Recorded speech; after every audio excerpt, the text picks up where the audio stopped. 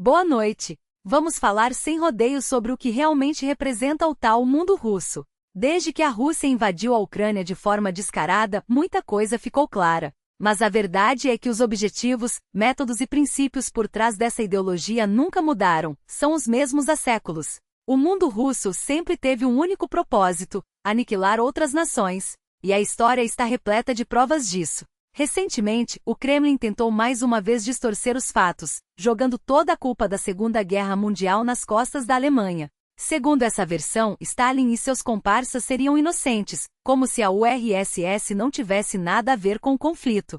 Reescrever a história para se beneficiar e manipular os fatos é uma especialidade do regime russo. Mas, como sabemos, mentiras têm pernas curtas e pactos também. Vejam só o famoso Pacto Molotov-Ribbentrop, assinado entre dois ditadores, Hitler e Stalin, que dividiram a Europa como se fosse um bolo. No dia 1º de setembro de 1939, a Alemanha nazista invadiu a Polônia, dando início à guerra. 2 semanas depois, em 17 de setembro, a União Soviética atacou pelas costas, traindo os poloneses que já lutavam desesperadamente contra os alemães. Essa invasão soviética foi planejada com frieza e executada com brutalidade. Milhares de poloneses foram executados sumariamente, como no massacre de Katyn, ou deportados para regiões remotas da URSS, onde muitos morreram de fome e frio. Não foi uma libertação como Moscou tentou vender, mas uma ocupação violenta e covarde. E como a propaganda soviética justificou essa agressão? Com mentiras descaradas. Soldados do Exército Vermelho entraram na Polônia dizendo que vinham ajudar a combater os nazistas. No início, até houve quem acreditasse, especialmente porque a máquina de desinformação do Kremlin trabalhava a todo vapor. Cartazes mostravam camponeses poloneses abraçando soldados soviéticos, como se fosse uma recepção calorosa. Mas era tudo encenação. Atores contratados acenavam com flores, enquanto a população local era aterrorizada. A verdade só veio à tona depois: os verdadeiros fascistas não eram os alemães, mas os próprios russos. A narrativa mudou rapidamente. De repente, os invasores passaram a se apresentar como salvadores do povo polonês, livrando-o dos opressores capitalistas. A imprensa soviética martelava a ideia de que a URSS estava libertando os poloneses do jugo dos senhores feudais. Até uma música foi criada para celebrar a vitória: não há mais senhores poloneses, não há mais velha ordem. A propaganda não dava trégua, repetindo mentiras até que parecessem verdades. Mas a realidade era bem diferente. A crueldade do Exército Vermelho não tinha limites. Em um episódio chocante, 28 soldados poloneses que haviam se rendido foram fuzilados ali mesmo, sem julgamento. A resistência era inútil. A URSS enviou mais de 500 mil de soldados, com um plano de invasão meticulosamente elaborado. E o mais assustador é que essa estratégia se repete hoje na Ucrânia. Assim como em 1939, o ataque foi planejado por anos, com exercícios militares simulando cada detalhe da ocupação. Não se tratava apenas de invadir, mas de controlar, e para isso, grupos especiais da NKVD, a Polícia Política Soviética, já estavam prontos para assumir o poder. 9 equipes operacionais foram destacadas para tomar pontos estratégicos, estações de trem, centrais telefônicas, depósitos de suprimentos. Elas tinham listas de pessoas a serem presas: professores, médicos, padres, qualquer um que pudesse influenciar a população. Era uma operação de terror calculado, exatamente como Putin tentou fazer na Ucrânia em 2022. A diferença é que desta vez, o plano falhou.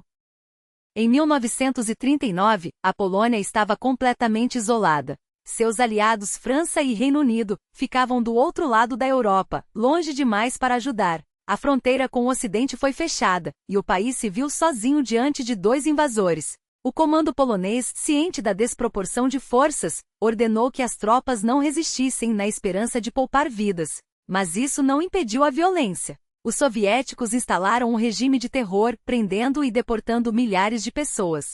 Líderes comunitários, intelectuais e figuras públicas foram arrancados de suas casas e enviados para campos de trabalho forçado no Cazaquistão ou na Sibéria. Hoje, olhamos para esses acontecimentos e vemos um padrão assustadoramente familiar. A Rússia de Putin repete os mesmos métodos: mentiras, traição, violência e uma propaganda que distorce a realidade para justificar o injustificável. A história não se repete, mas rima, e essa rima é sangrenta. A única diferença é que desta vez, o mundo não pode fingir que não vê. A Ucrânia resiste e cabe a todos nós garantir que a verdade prevaleça sobre as mentiras do Kremlin. Nos porões da NKVD, os oficiais poloneses eram os primeiros a serem arrastados para fora, levados em caminhões cujos destinos ninguém conhecia. Famílias inteiras ficavam sem notícias, engolidas pelo silêncio imposto pelo regime. Mais de 130 mil soldados e civis poloneses caíram nas mãos do Exército Vermelho, muitos deles desapareceram para sempre, tragados pela máquina de extermínio soviética. Quando os nazistas invadiram a URSS e descobriram as valas comuns na floresta de Katyn, o mundo ouviu um nome que até hoje ecoa como um pesadelo. 22 mil executados com tiros na nuca, corpos empilhados em covas rasas, provas irrefutáveis de uma matança sistemática. Mas assim que a União Soviética retomou o controle, a mentira foi acionada. Os alemães, disseram, eram os culpados. Durante décadas a verdade foi distorcida, a culpa transferida, os fatos manipulados.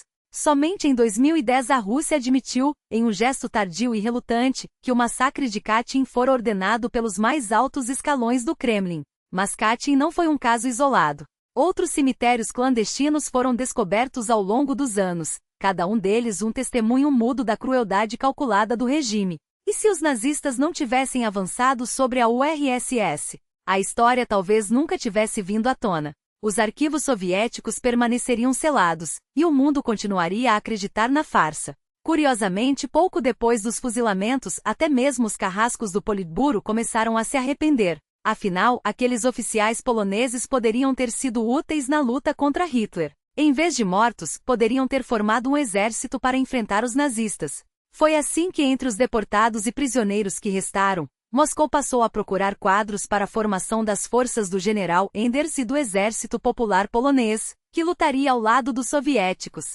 Uma ironia macabra, os mesmos que haviam sido condenados à morte agora eram recrutados para salvar o regime que os havia traído. A Segunda Guerra Mundial forçou a Polônia a uma aliança impossível. De repente, os poloneses se viram lutando ao lado daqueles que haviam massacrado seus filhos, seus irmãos, seus pais.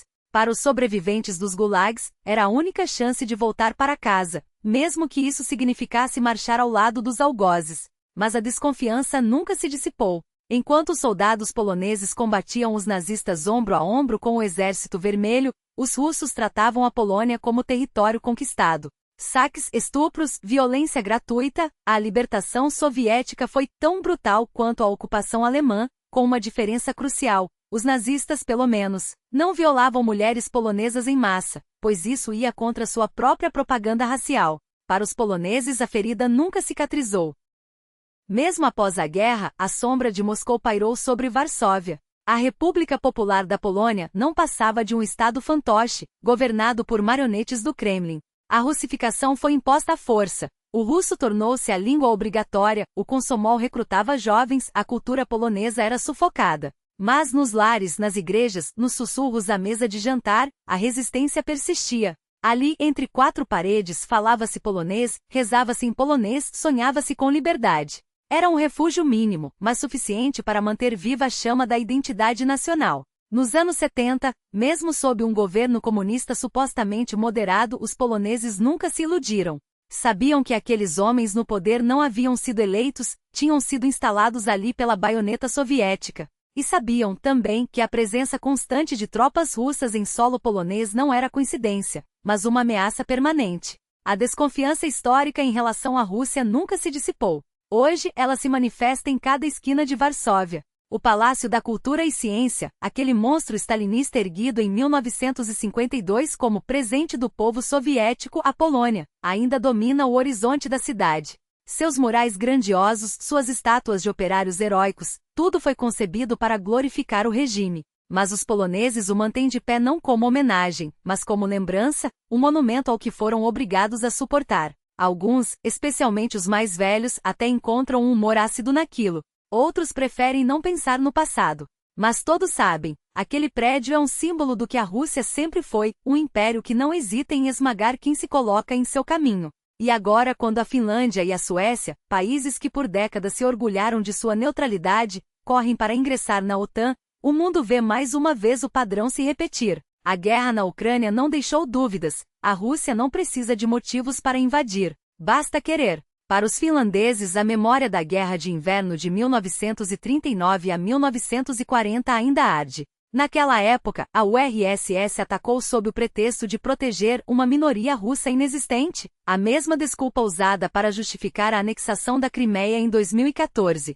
As táticas também são as mesmas: bombardeios indiscriminados, propaganda mentirosa, a negação descarada da realidade. Mas a Finlândia, pequena e determinada, resistiu e ensinou ao mundo uma lição que a Ucrânia está repetindo hoje: um povo unido, mesmo em desvantagem, pode fazer um império sangrar. Alguns historiadores especulam: e se a URSS não tivesse fracassado na Finlândia? Hitler talvez nunca tivesse ousado invadir a União Soviética em 1941. Afinal, foi a resistência finlandesa que revelou ao mundo a fraqueza do Exército Vermelho.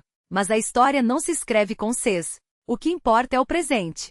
E hoje, como em 1939, como em 1940, como em 2014, a Rússia volta a mostrar sua verdadeira face: a de um predador que só entende a linguagem da força. A Finlândia, a Suécia, a Polônia, todos aprenderam a lição. Agora cabe ao resto do mundo fazer o mesmo, antes que seja tarde demais.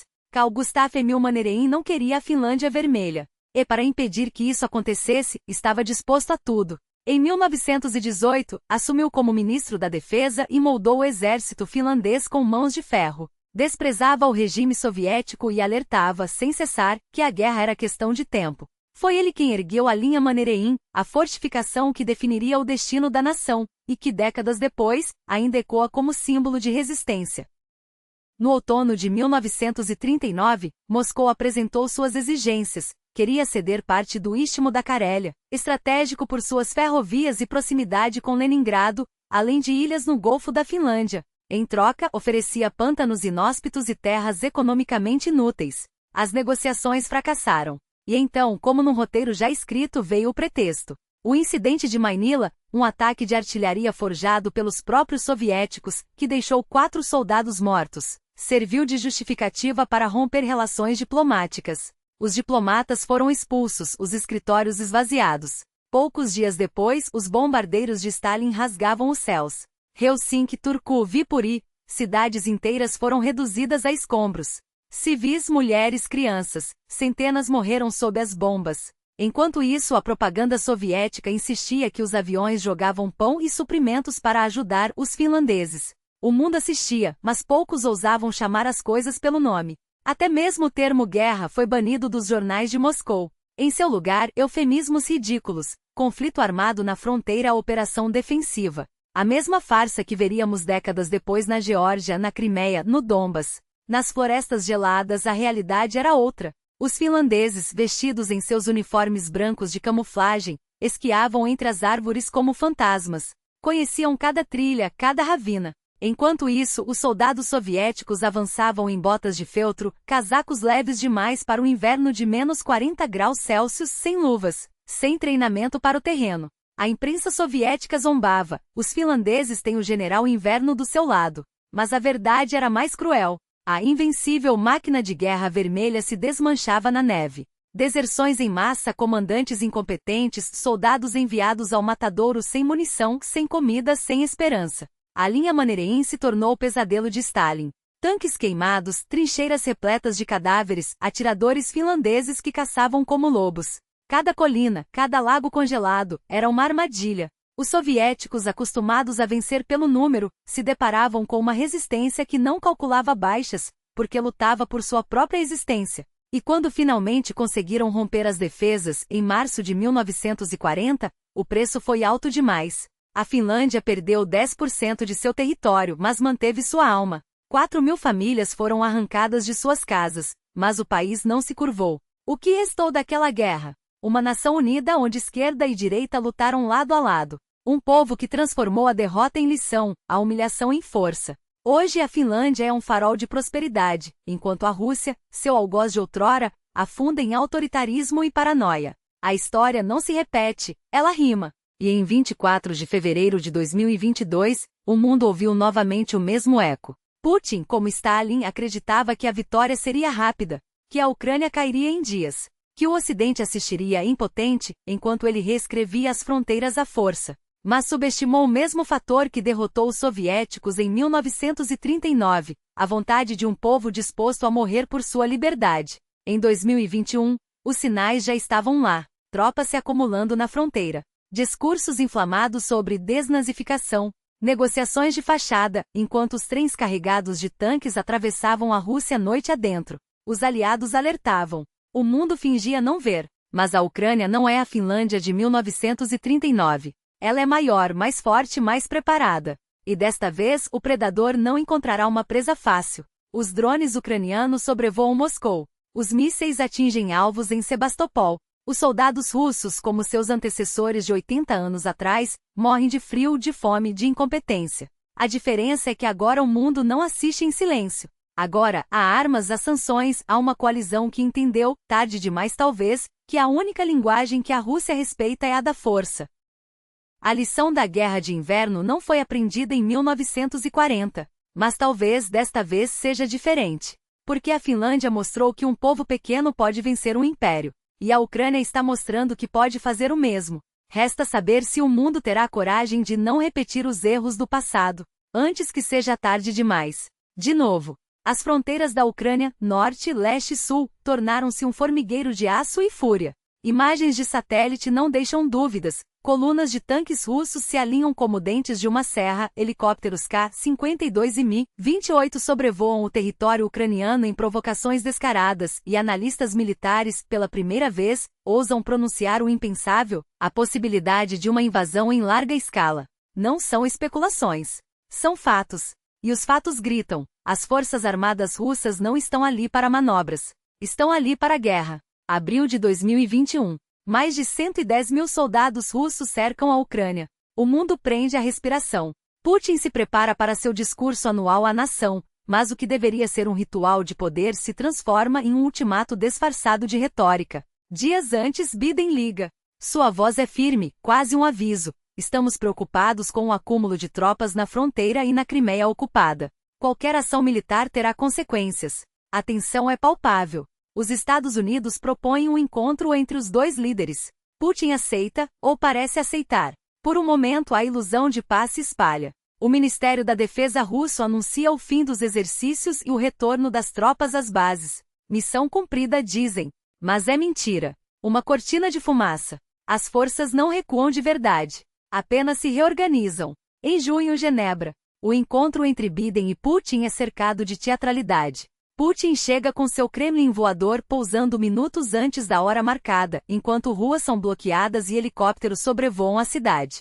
Biden estrategicamente evita chegar primeiro, não daria ao russo o prazer de fazê-lo esperar. A reunião dura menos do que o esperado. 4 horas de conversas tensas, onde o nome Ucrânia é pronunciado como uma bomba prestes a explodir. Biden insiste nos acordos de Minsk como solução. Putin concorda, ou finge concordar. Mas Minsk já está morto. A Rússia nunca os respeitou. É apenas um jogo de palavras, uma dança diplomática para ganhar tempo. Enquanto isso, nos bastidores, o verdadeiro plano se desenha. Um mês depois, Putin publica um artigo que é uma declaração de guerra disfarçada de manifesto histórico. Nele, a Ucrânia não é um país. É uma anti-Rússia, uma aberração que precisa ser desnazificada, um eufemismo para aniquilação. As linhas estão traçadas.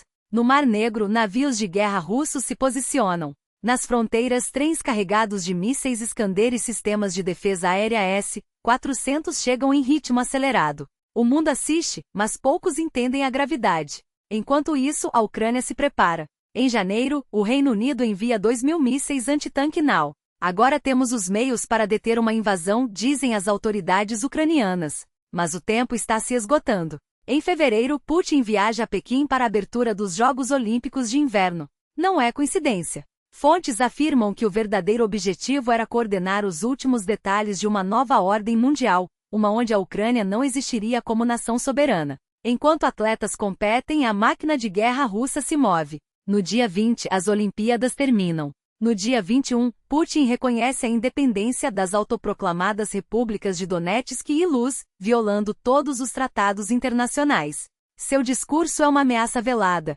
Vocês querem descomunização? Pois bem, nós estamos prontos. 3 dias depois, às 5 horas da manhã do dia 24 de fevereiro, o céu ucraniano se ilumina com explosões. Colunas de tanques cruzam a fronteira. O Blitzkrieg russo começa.